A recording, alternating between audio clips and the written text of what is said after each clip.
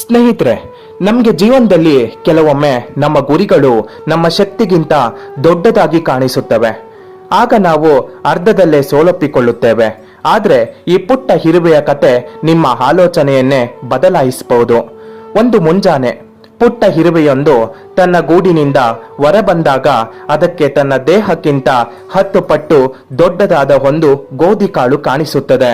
ಆ ಇರುವೆ ಆ ಕಾಳನ್ನ ನೋಡಿದಾಗ ಒಂದು ಕ್ಷಣ ಆ ಇರುವೆಗೆ ಅನ್ನಿಸುತ್ತದೆ, ಇದನ್ನ ತೆಗೆದುಕೊಂಡು ಹೋಗಲು ನನ್ನಿಂದ ಸಾಧ್ಯವಿಲ್ಲ ಎಂದು.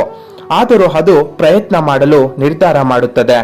ಇರುವೆ ತನ್ನ ಶಕ್ತಿ ಮೀರಿ ಗೋಧಿ ಕಾಳನ್ನ ತಳ್ಳುತ್ತದೆ, ಎಳೆಯುತ್ತದೆ. ಆದ್ರೆ ಆ ಧಾನ್ಯ ಸ್ವಲ್ಪವೂ ಅಲುಗಾಡುವುದಿಲ್ಲ. ಅದಕ್ಕೆ ಸುತ್ತಮುತ್ತಲ ಜಗತ್ತು ತುಂಬಾ ದೊಡ್ಡದಾಗಿ ಕಾಣುತ್ತದೆ. ಯಾರು ಅದಕ್ಕೆ ಸಹಾಯ ಮಾಡಲು ಬರುವುದಿಲ್ಲ. ಎಲ್ಲರೂ ಅದನ್ನ ಹೀಯಾಳಿಸಲು ಪ್ರಾರಂಭಿಸುತ್ತಾರೆ. ಆ ಕ್ಷಣದಲ್ಲಿ ಇರುವೆ ಪ್ರಯತ್ನ ಬಿಟ್ಟು ಬಿಡುವುದು ತುಂಬಾ ಸುಲಭವಾಗಿತ್ತು. ಆದ್ರೆ ಆ ಇರುವೆ ಸೋಲೊಪ್ಪಿಕೊಳ್ಳಲಿಲ್ಲ, ಪ್ರಯತ್ನವನ್ನು ಕೂಡ ಬಿಡಲಿಲ್ಲ. ಅದು ಮತ್ತೊಮ್ಮೆ ಉಸಿರು ಬಿಗಿ ಹಿಡಿದು ತಳ್ಳಿದಾಗ ಆ ಕಾಳು 1 ಮಿಲಿಮೀಟರ್ನಷ್ಟು ಮುಂದಕ್ಕೆ ಹೋಗುತ್ತದೆ. ಆ ಪುಟ್ಟ ಯಶಸ್ಸು ಅದಕ್ಕೆ ಮತ್ತಷ್ಟು ಧೈರ್ಯ ನೀಡುತ್ತದೆ. ಒಂದು ಹೆಜ್ಜೆ, ಒಂದು ತಳ್ಳುವಿಕೆ, ಒಂದು ಉಸಿರು, ಹೀಗೆ ಶಿಸ್ತಿನಿಂದ ಅದು ಕೆಲಸ ಮುಂದುವರಿಸುತ್ತದೆ. ಅದರ ಕಾಲುಗಳು ನಡುಗುತ್ತಿದ್ದವು, ಮೈಕೈ ನೋಯುತ್ತಿತ್ತು.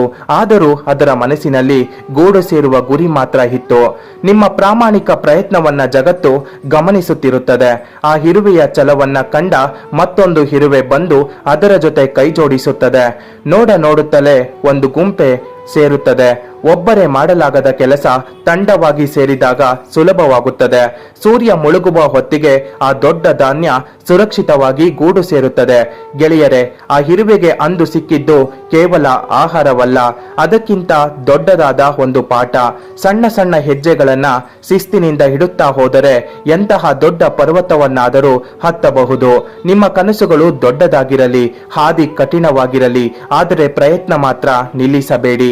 ನೆನಪಿಡಿ, ಸಣ್ಣ ಪ್ರಯತ್ನವು ದೊಡ್ಡ ಬದಲಾವಣೆಯನ್ನ ತರಬಲ್ಲದು. ಈ ಕತೆ ನಿಮ್ಗೆ ಇಷ್ಟ ಆಗಿದ್ರೆ ಮಿಸ್ಟರ್ ನಾಗ್ಸ್ ಕತೆ ಜರ್ನಿ ಯೂಟ್ಯೂಬ್ ಚಾನಲ್ಗೆ ಸಬ್ಸ್ಕ್ರೈಬ್ ಮಾಡಿ. ಧನ್ಯವಾದಗಳು.